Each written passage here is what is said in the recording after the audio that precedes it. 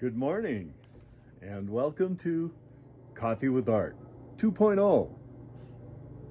Have a great one. So, I found out that there were quite a few people that watched Coffee with Art that I did 2 years ago and didn't respond directly, but I hear from them. And so that's great. And the whole thing is to have an opportunity to just visit with people over a cup of coffee. And hopefully you know what my strategy is simply to encourage thought of alternatives to the terrible two-party system and the terrible divide that's happened in our country. I've been thinking about it and working on ideas for a long time, but I certainly don't know all the answers. And so that's why it's nice to come on and just visit with people and be real instead of there's everybody else that wants to talk about politics. It's all scripted, and I don't know that it's very real at all.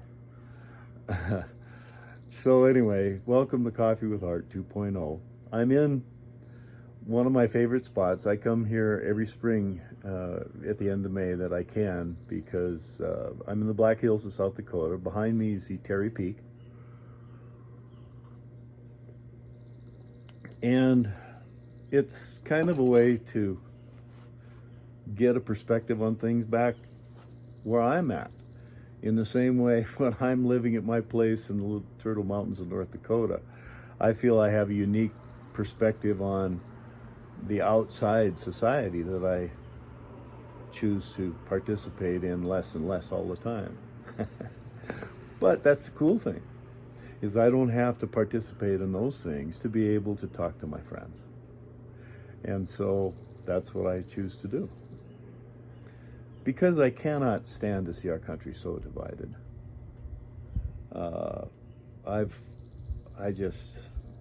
Basically I've given up on the two-party system. It can produce nothing of merit.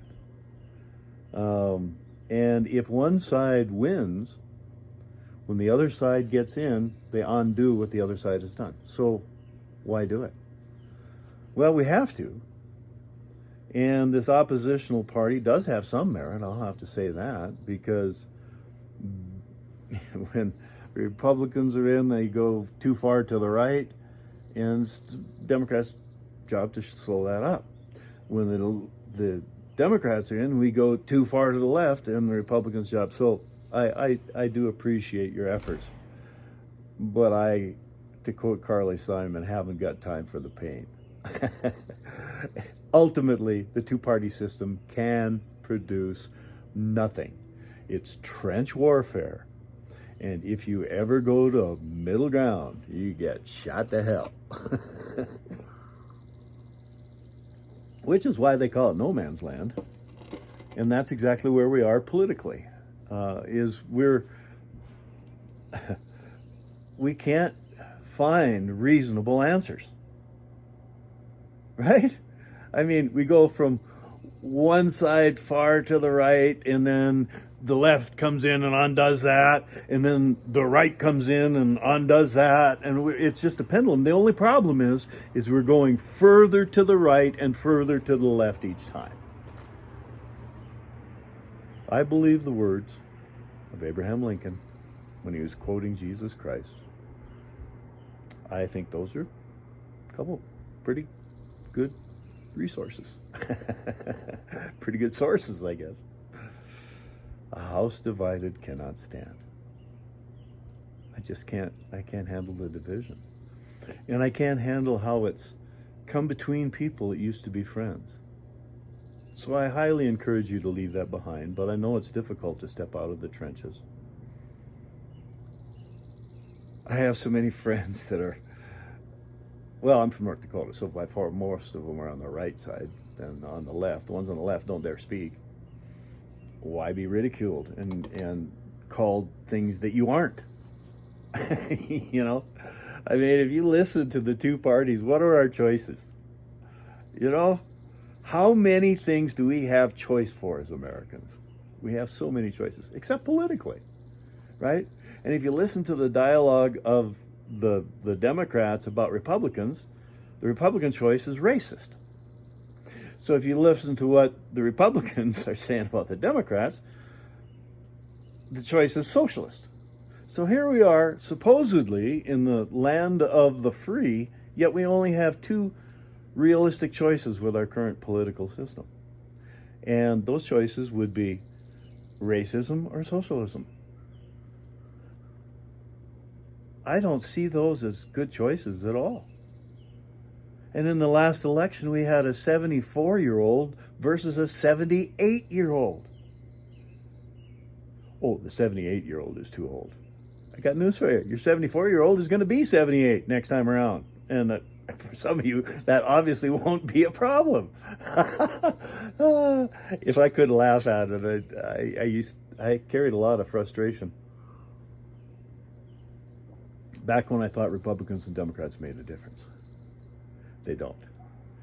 They can only divide us and cause us to hate one another. Why do Americans support a system that causes Americans to hate one another? That's why I love traveling, as I see so many and meet so many wonderful people. And it just baffles me why so many people still support a two-party system that causes us to hate our fellow Americans. We are all the same, and finally we're starting to learn some of those lessons that should have been learned many years ago.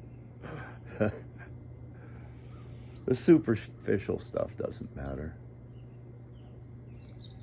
So why do you hate your fellow Americans? Here's to those of you who don't. To those of you who still think of fellow Americans as having worth and not being worthless or evil if they have a different point of view. Now, you might think an ideology is evil, but if somebody votes one way, does that mean they're 100% behind that ideology? It does to the minions. It does to those who drink the Kool-Aid every day. Absolutely. And I feel sorry for them. It's got to be a heavy burden to bear. And I'm certainly glad I left it behind. And now I just work to end the divide, to do what one guy can do. So I appreciate you stopping by and having a cup of coffee with me. So this is now on Rude the Reformer channel. And part of the idea was it's been difficult for me to get across that I'm not going to do the angry back and forth between the Democrats and the Republicans. I reject all that.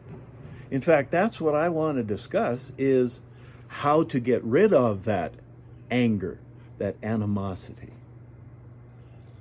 and just learn to be neighbors once again. So that's where Rude the Reformer came about.